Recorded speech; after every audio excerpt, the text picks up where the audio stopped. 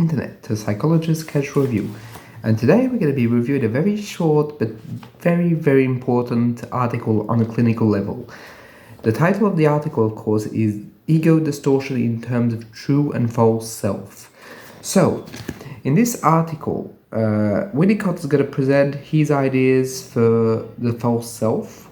He's going to define both what the false self is, how it happens, and the true self, and what the true self is and how it happens, as well as some clinical implications.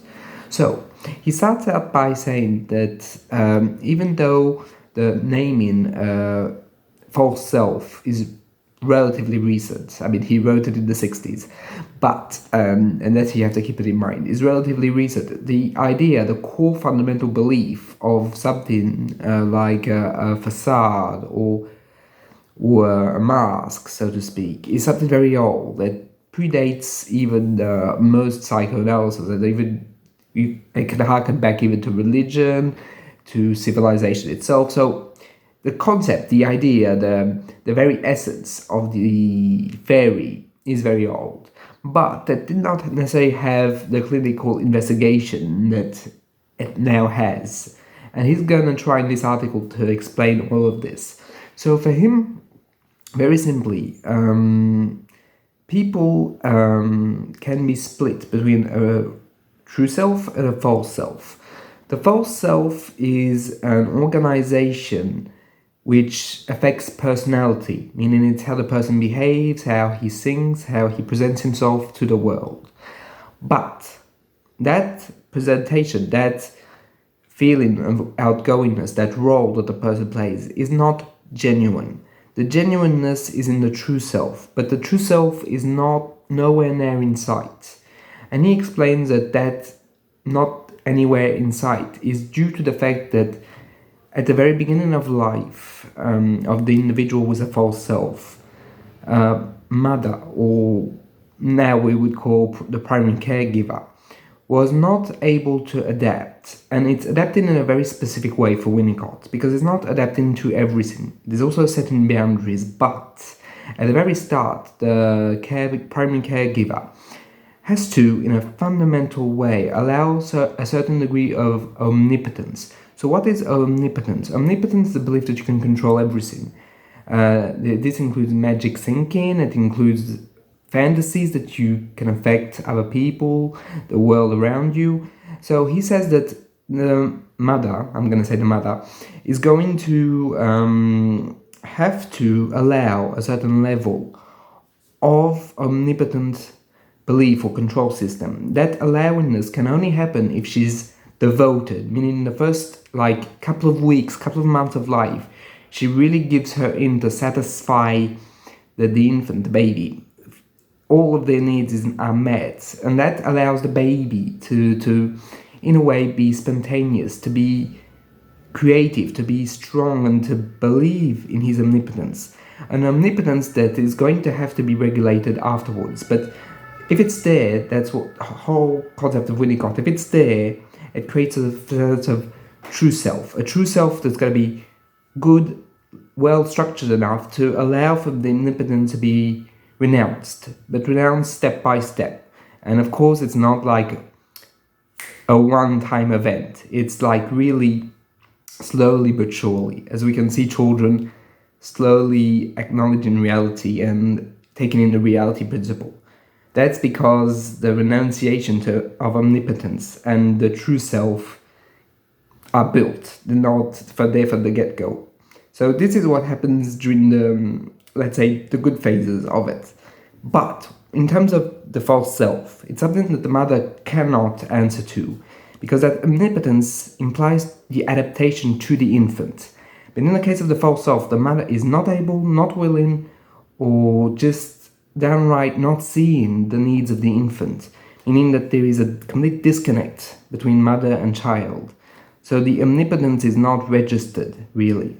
And very simply, the mother is going to put her needs onto the infant, and the infant is going to have to comply. And the false self is, at its core, the compliance of the infant towards mother's needs, rather than the other way around, which is the quote-unquote normal or standard way of having an interaction with mother.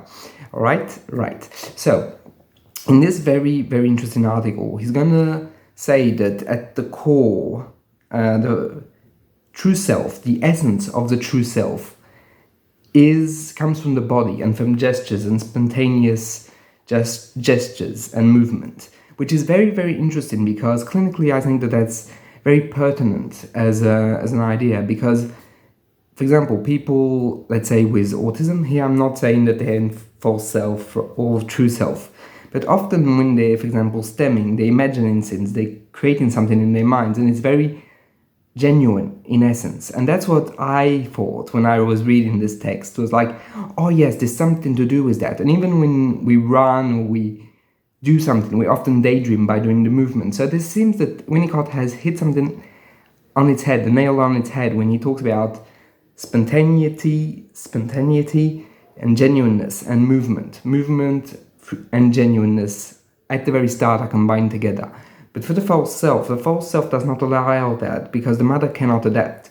So in a way, the whole principle becomes inverted. It's no longer about the movement becoming the gateway to creativity and spontaneousness. It's becoming rigid control and mimicking and imitating, as he said in the text, mother's movements. So it's no longer the joy of the body. It becomes a body that's very rigid and stern. And he says that it's something very interesting. He says that at high levels of functioning, the false self might imply some form of rigidness even within the ideas, a lack of creativity, a way of doing things that is a step-by-step, virtually a protocol for personality, rather than a playful version of it. He doesn't use the word playful in the text, but that's the idea, that that's something that's fundamentally lacking in the false self. And there's another very interesting fact that he talks about in this text, which is that he sees that the false self has many degrees. So that's another idea that I found interesting, because he does not expand upon it, but it does imply that at some point the mother has to not adapt to the child and has to make the child adapt. But he doesn't elaborate on that at all, on the, let's say, the non-pathological false self. But it's there. So at the very extreme, the false self is a personality the individual has, and it seems real to everyone around the person. But the person is living as a shell without a living organism. It's fundamentally lacking, but that neither the person nor the whole environment notices. So it's a bit like something that's fundamentally at its core empty. So that's the version that's the most pathological, like there's no true self. It's completely has been wiped away in a way. At the second less extreme degree, it's about how the false self has taken most of the space and is completely crushing the true self.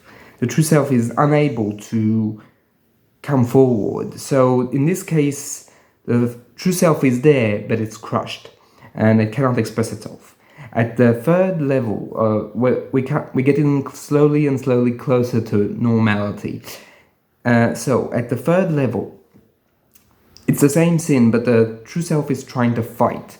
And in this fight, there can be suicidality. So it's very interesting to note that our a priori would be to say, if it's suicidality, it's more pathological. Well, not for Winnicott. For Winnicott, suicidality in those moments, of course, is about trying to save the true self, an ultimate gesture for the true self to not be corrupted by the outside world.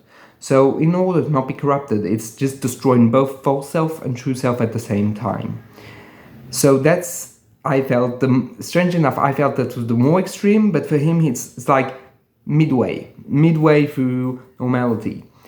The fourth level is the fact that imitation, people that imitate others to fit in, to socially be there, in a way that's also intrinsically linked with the behaviors of the adults. So he calls that stage of imitation. So he said that that's very close to health. And what is true health is just not being upfront when society needs you to put on a mask. Like, that's the lowest level of the false self, and that's a healthy false self. Which, again, I need to stretch this. He doesn't go into how it happens, but it's there in his theory. And that's something that I find very interesting. So you can see that there's different degrees for Winnicott. And the more pathological is the fact that it's just the individual lives their lives completely all right, but there's a fundamental lack in their being, in their ontology itself. So that's very, very interesting.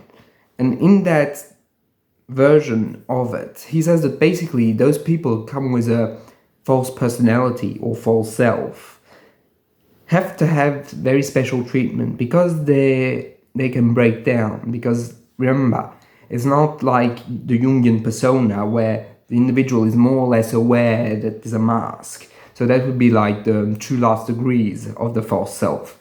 Here we're talking about people that are sometimes unaware of their true selves and unaware that they're having a false self. And that unawareness, when they become aware of it, that can push them to regress completely, becoming back an infant. And he says that the analysts have to take the responsibility of caring for those individuals, of really emotionally investing into those people, and sometimes even physically taking care of them if the family or the institution cannot. So he says that those responsibilities are fundamental, and if the analyst is not able or not willing to do it, he absolutely has to pass on those patients. He can't take care of them. He also advises any training analyst or any young analyst to not tackle the false self, as he feels that that's a recipe for disaster, as those patients, because they're in false self and because they have high abilities to adapt to the outside world, can adapt to analysis. And for Winnicott, they can spend years and years and years with an analyst, and then the analysis goes nowhere. Everyone is just stuck, and he says that it can create a lot of irritation, and that time that's spent is not fruitful. It's lost, both for the analyst and for the patient. And so for him, it's about how the analyst has to understand that there is a non-existence that's there. And at that moment where he understands that and verbalizes it to the patient can start expressing who they really are, because their whole emotional core is revealed again. The true self becomes accessible in a way. And he also says that you have to go through the false self to access the true self. That you can't just directly go to like a straight line to the true self. As a false self, he gives this metaphor, is like a nurse taking care of a child. The nurse might be your first interaction, and you have to work with the nurse before getting to the child. So nowadays, things are much different. So it would not be necessarily nurses, but one would see it as a caring parent, a caring internal parent that's there. So you have to go through that caring internal parent, a bit like in chemotherapy, really. And then you get access to the patient, to the child, the true self. I just made a link. He doesn't talk about chemotherapy, of course, in the article. And through that, you can work with a patient to really find, elaborate, and fix the true self, and put it back through therapy to its true place as the central part of the psyche. So, very interestingly enough, for Winnicott, when the false self is abundantly there, these people might succeed in life, but he says that there will always remain something that's self-destructive, because in their unconscious minds, the false self wants to let the true self shine. So there's going to be something that's going to seek destruction.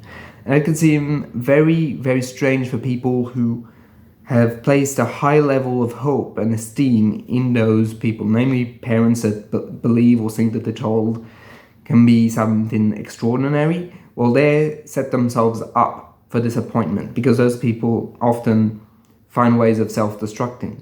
A self-destruction that's there to destroy the false self and seek and realize the true self at the core of all of this. But of course, the environment never sees it that way. And they're quick to dismiss the idea that there's even a false self because it kind of is a bit scary. Here, that's my addition to it, not Winnicott's stating it like that, right? So the very interesting thing with this article is that he places, Winnicott, the false and true self dichotomy before the formation of the ego. He says that once you're in a true self, you form an ego. So that's very interesting and something we never talk about, that metapsychologically, it's beneath. This is the ego and this is the self. So it's beneath the ego. And he says that you shouldn't basically see those people as neurotic, but fundamentally as having a false personality. That should be like the core and set the stage of the analysis. Again, very interesting. And he ends basically the article on quite a cheeky remark that basically he doesn't see any problem with pre-existing theory, when, let's be honest, it's a complete mess, metapsychologically speaking. I mean, the concept is highly valuable clinically, don't get me wrong, it's extraordinary, and I think that he hits the nail on the head so many times in this article, namely on what is constitutive of the true self, that it's something that's real, alive. It's funny how, in a way, it reminds me a lot of Thomas Ogden's type of vocabulary when he talks about the true self. It's alive and it's real for the patient that has it and experiences it. And basically that aliveness is constituted of true phenomena. The fact of being able to survive displeasurable elements and to understand and feel that they're going to pass and that the self is going to be unaltered. And also the discontinuity of existence itself. So fundamentally, the true self is, when it's there and when it's developed, a fundamental basis for the psyche, in which the psyche can invest fully and be invested by others. So fundamentally, this article is an absolute must-read, I think, because clinically, people with a false self are not that rare, contrary to what people may believe. And that not that rare might be in a variety of disorders, right? So he also says, and very interesting enough, it makes me think about this, that the idea of a false personality and the diagnosis of a false personality is sometimes even more important than the classic psychiatric disorder. And that's something that's, I found clinically very, very true, that the false self is center stage, because without that idea, you can miss a lot of things and you get into a form of the patient complies to psychoanalysis, but it's empty, really. So I think that he really, really understands this core phenomena, and I think that purely let's cut out metapsychology. On a clinical level, this article, if you're interested in working with patients, absolute must read, I think. It's because I think that it illuminates and shines a new light on a lot of phenomena which are very important and very fundamental.